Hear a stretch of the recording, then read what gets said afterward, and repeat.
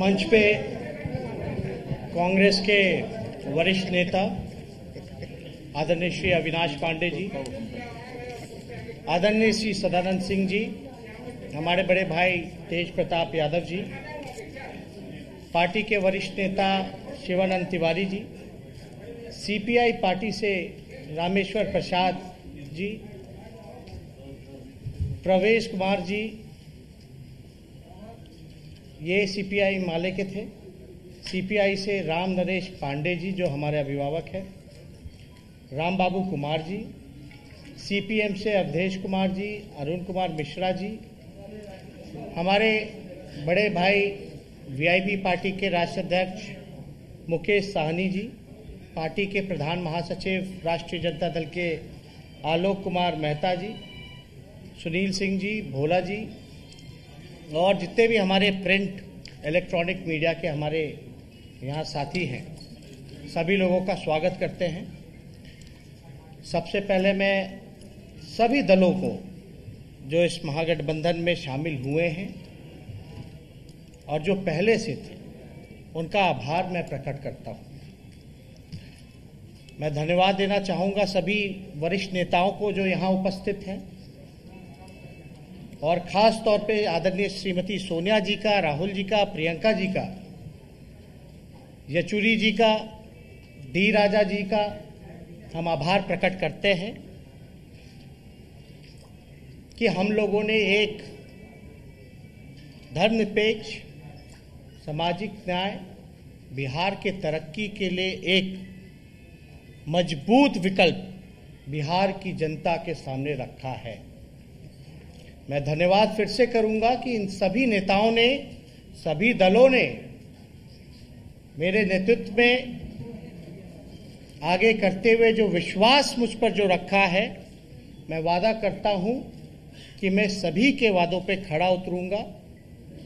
बिहार की जनता बदहाल है, परेशान है, बेरोजगार है, लाचार है, बीमार है और बिहार की जो डबल इंजन की सरकार, जो मौजूदा जो सरकार है, वो पूरी तरीके से आईसीयू में है। इसमें कोई दो राय नहीं होना चाहिए। अब तक बिहार से गरीबी नहीं मिटा पाए 15 सालों में, अब तक बेरोजगारी नहीं हटा पाए, अब तक भूखमरी खत्म नहीं कर पाए, बिहार में एक कारखाना नहीं लगा, लोगों नौजवानों पर डंडे बरसाने का काम किया है, किसानों को जो शोषण करने का काम किया है। अब तो लगातार 3 जो बिल लेकर के जो लाने का काम किया, सही मायने में नीतीश कुमार जी ने ये 2006 में किया था। इसके वजह से ये हाल हुआ कि बिहार के किसान और गरीब होते चले गए और पलायन करने पे मजबूर हो गए। ये पलायन नहीं रोक पाए। सुप्रीम कोर्ट के ऑर्डर के बाद भी नीतीश कुमार रोजगार नहीं दे पाए। हमें ज्यादा कुछ नहीं कहना, लेकिन इतना हम जरूर कहेंगे कि बिहार की जनता अगर हमको मौका देगी तो उनके मान सम्मान की रक्षा हम करेंगे और सुरक्षा करेंगे, तरक्की पे लेकर के चलेंगे, सभी जात धर्म के लोगों को एक साथ लेकर के चलेंगे। अभी आप देखते होंगे अपने लोगों को ही, मजदूरों को जो 15 साल में पलायन नहीं रोक पाए, रोजगार नहीं दे पाए, जो बिहार आने से रोक दिया, उनको अपमानित किया, चिट्ठी निकाल के उन मजदूरों पर लाठी बरसाने का काम किया। ये बिहार के नौजवान, किसान, बेरोजगार, मजदूर, गरीब ये भूले नहीं हैं। हर घंटे में बिहार में 4 घंटे में बिहार में एक रेप होता है, 5 घंटे में एक हत्या होती है। तो इस पे ज्यादा हमको विश्लेषण नहीं करना, लेकिन हम ठेठ बिहारी हैं। हम ठेठ बिहारी हैं, जो वादा करते हैं उसको हम पूरा करेंगे। और एक बात बता दें, हम ठेठ बिहारी होने के साथ साथ मेरा डीएनए भी बहुत शुद्ध है। अभी जो मौजूदा सरकार है, जल, पानी एक जगह जो जम जाता है, उस जल के जमने से कीचड़, काई, बीमारी जो फैलती है, ऐसी स्थिति मौजूदा सरकार की है। बिहार को एक विकल्प चाहिए शुद्ध जल जो बहता है, जैसे नदी का बहता है, वैसा बिहार को विकल्प चाहिए, जो कि हम लोग एक नदी के तरह शुद्ध बहती हुई जल के धारा की तरह वो बिहार की जनता को हम लोग देने का काम करेंगे। अभी आप लोग सबसे चीजें जो हैं बेचैन होंगे कि महागठबंधन में किसको कितनी हिस्सेदारी मिली, और बहुत दिनों से आप लोग भी परेशान थे कि भाई क्या क्या विकल्प है, कौन होगा चेहरा। तो इस प्रश्न पर सभी लोगों को जवाब मिल चुका है, और मुझे पूरा भरोसा है कि बिहार की जनता बदलाव चाहती है। बिहारी जाग चुके हैं, उन्होंने ठान लिया है कि इस बार 15 साल तक जिन्होंने बिहार के जनता को धोखा देने का काम किया, बिहार के मुख्यमंत्री डर और लालच के कारण उन्होंने जो समझौता किया सांप्रदायिक शक्तियों से, जनादेश का जो अपमान किया, वो बिहार की जनता नहीं भूली है। 4 साल में 4 सरकार, कहां से होगा विकास? स्टेबल गवर्नमेंट को अनस्टेबल कर दिया गया कुर्सी के प्यार में। उनको बिहार की चिंता नहीं, कहते होंगे बिहार हमारा परिवार है। बिहार भाषण से नहीं, काम पे विश्वास करता है, और इन्होंने जो परिवार का नाम दिया है, हम तो इतना कहेंगे कि बिहार के गौरव के लिए, बिहार को तरक्की के रास्ते पे लाने के लिए हम बिहार की जनता से हम मांगते हैं कि हम लोगों को एक मौका दीजिए, और जितने वादे हम लोगों ने करेंगे, जो 10 लाख नौकरी का जो हम लोगों ने वादा किया है, केवल स्थायी और सरकारी नौकरी है 10 लाख, 4.5 लाख नौकरियां रिक्त पड़ी हैं।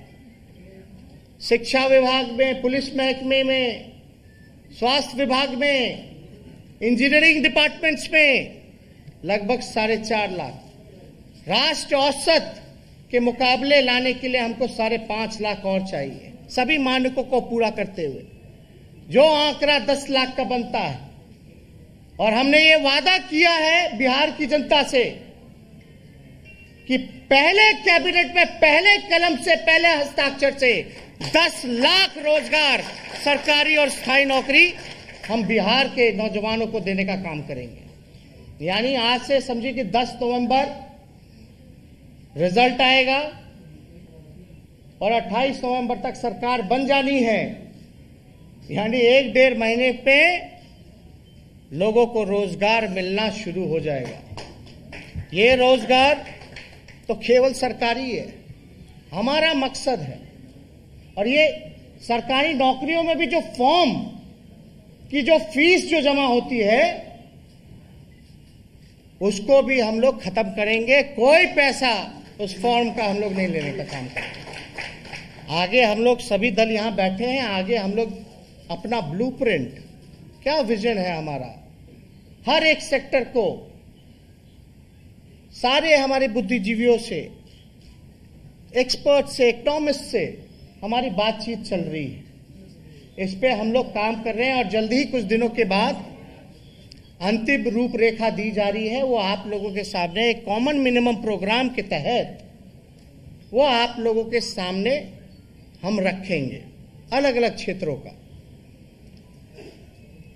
मैं मानता हूं कि यहां जितने दल हैं, सभी पार्टियां चाहती थी कि भाई ज्यादा से ज्यादा सीटें उनको मिले, और जितने भी महागठबंधन के सीपीआई, सीपीएम, माले, कांग्रेस, वीआईपी, आरजेडी के जितने भी कार्यकर्ता या वर्कर, नेता, पदाधिकारी, उनसे अब इतना कहना चाहेंगे कि निराश मत होइए। कहीं सीट एडजस्टमेंट में अगर एडजस्ट नहीं हो पाए, मैं उन सभी लोगों को कहना चाहूंगा कि बिहार को बचाने के लिए छोटी सी कुर्बानी हम लोगों को देना पड़ेगा। और आपके इस कुर्बानी का हम मान सम्मान और रक्षा हम करेंगे और बेहतर रिजल्ट हम ला करके देने का काम करेंगे। तो आप लोगों से जो हम लोगों का फैसला हुआ है सभी गठबंधन के नेताओं का, तो हम आपको नंबर बता दें। सबसे पहले सीपीएम पार्टी को हम लोगों ने 4 सीटें,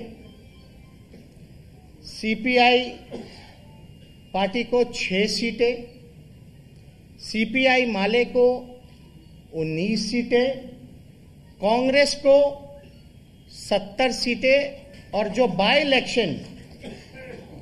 इलेक्शन होने वाला है लोकसभा वाल्मीकि नगर का, पिछले बार भी कांग्रेस हमारे गठबंधन से लड़ी थी, वो सीट पे हम लोगों का समर्थन कांग्रेस को रहेगा, यानी 70+1 लोकसभा सीट कांग्रेस का।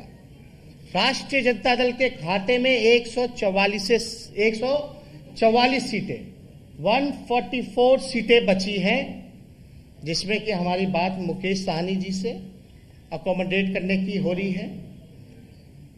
हेमंत सोरेन जो जेएमएम के पार्टी हैं, उनसे भी बातें हमारी चल रही हैं, यानी 144 जो सीटें हैं उसमें से वीआईपी पार्टी और जेएमएम को राष्ट्रीय जनता दल 2-3 दिनों में जो होगा फैसला वो आप लोगों के सामने रखेगा। तो ये टोटल जो है आंकड़े आप लोगों को हम फिर से दोहरा दें। राष्ट्रीय जनता दल 144, जिसमें अकोमोडेट वीआईपी और जेएमएम को करना है, कांग्रेस 70+1 लोकसभा, सीपीआई माले 19, सीपीआई 6, सीपीएम 4, तो टोटल आंकड़ा 243 का है। और मुझे पूरा विश्वास है कि हम लोग मिल करके सरकार बनाएंगे और ये जो लड़ाई है ये जनता बनाम डबल इंजन सरकार के खिलाफ है और हम जनता के साथ हैं। तो और कोई सवाल? बदलाव माले के हमारे जो साथी हैं वो अपनी बात को जो है रखना का काम करेंगे।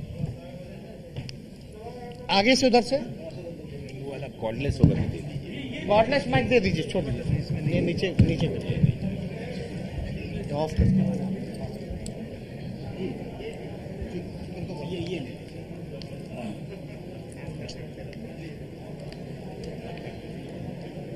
इस प्रेस कॉन्फ्रेंस में कांग्रेस के वरिष्ठ नेता पांडे जी, भाई सदानंद जी, आरजेडी के तेजस्वी जी, शिवानंद जी, मनोज जी और सीपीआई के कैलाश पांडे जी,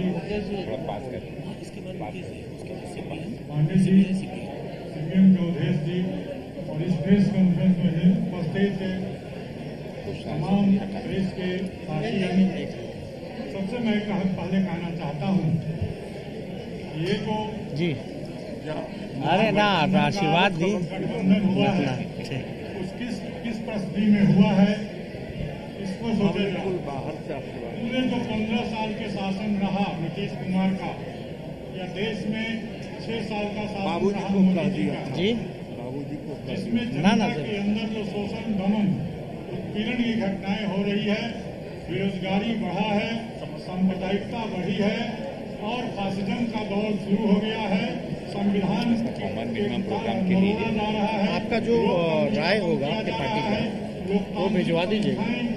हम लोग भी डॉक्यूमेंट जो है मनोज जी को बोल देंगे आपसे शेयर करेंगे। फिनिशिंग पे आपका जो एडिशनल होगा वो जोड़ दीजिएगा। और भी पार्टियों को हमने बोल दिया कि जो राय होगा वो दे दीजिएगा एक ही साथ। उस आक्रोश का खिलाफ ये प्रतिबिंब है। इस प्रतिबिंब को उजागर करना हम गठबंधन के तमाम लोगों का एक धर्म बनता है। अभी आप देखें तो पूरे बिहार के अंदर एक तरफ लोग पैदल आ रहे थे, प्रवासी मजदूर, और बिहार की सरकार रोक रही थी और सीमा के अंदर नहीं आ रही थी। कितना कठोर ये सरकार है, कितना संविधान विरोधी ये सरकार है। कि जिसका घर है उसको घर में आने की इजाजत नहीं दे रही है। और ये सरकार इस तरह से प्रवासी मजदूरों को भूखे मरने के लिए छोड़ दिया, बिना दवा के छोड़ दिया। आज कोरोना काल में तमाम जो चिकित्सक संस्थाएं हैं वो सारे के सारे फेल हैं और एक एक प्राइवेट हॉस्पिटल में 4 लाख 5 लाख इलाज है। किस गरीब की ताकत है जो वहां जाकर के कोरोना का इलाज करा सकता है?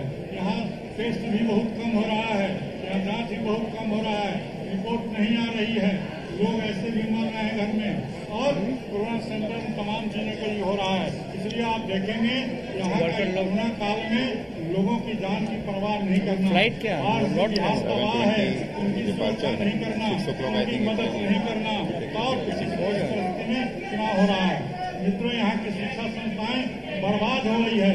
यूनिवर्सिटी कॉलेज तो बर्बाद है ही, बल्कि गांव के मिडिल स्कूल और प्राइमरी स्कूल भी बहुत सारे बंद कर दिए गए हैं। और उस मिडिल स्कूल में जहाँ गरीब के बच्चे पढ़ते हैं, जहाँ किसान के बच्चे पढ़ते हैं, वो तमाम से बर्बाद है। आज देश के अंदर नौजवान लोग सड़कों पर उतर रहे हैं रोजगार के लिए, छात्र लोग शिक्षा के लिए उतर रहे हैं लोगों के लिए, और उस पर लाठियां चल रही है। किसान के बारे में कहे कि 3 झील जो आया है किसान के गुलाम बनाने की तरफ जा रहा है, उनके तमाम चीजों को बर्बाद करने की तरफ जा रहा है। उसकी लड़ाई चल उसको लड़ाई चल रही है। आज देश में देखिए जो घटी है तो भद्रक की घटना में किस तरह से देश के अंदर एक लोकतंत्र का हत्या हो रहा है और शर्मनाक घटना है। इस घटना के लिए तमाम लोग आगे बढ़ रहे हैं और तमाम लोगों से निवेदन है कि जनता की आवाज है, आवाज को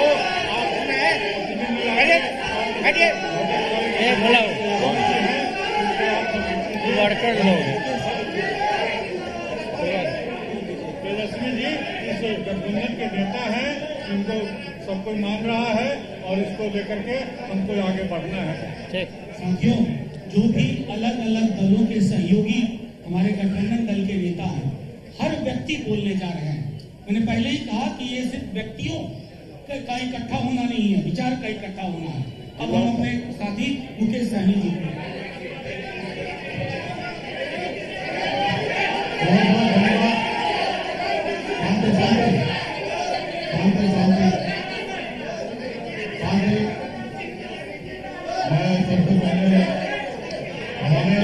बोलना ठीक होगा जरूर। उनको बहुत बहुत धन्यवाद दे रहा हूँ। मैं सन्नत मोल्ला अति पिछड़ा का बेटा, अभी जो हमारे साथ जो हो रहा है कहीं ना कहीं पीठ में खंजर भोगने का काम किया जा रहा है।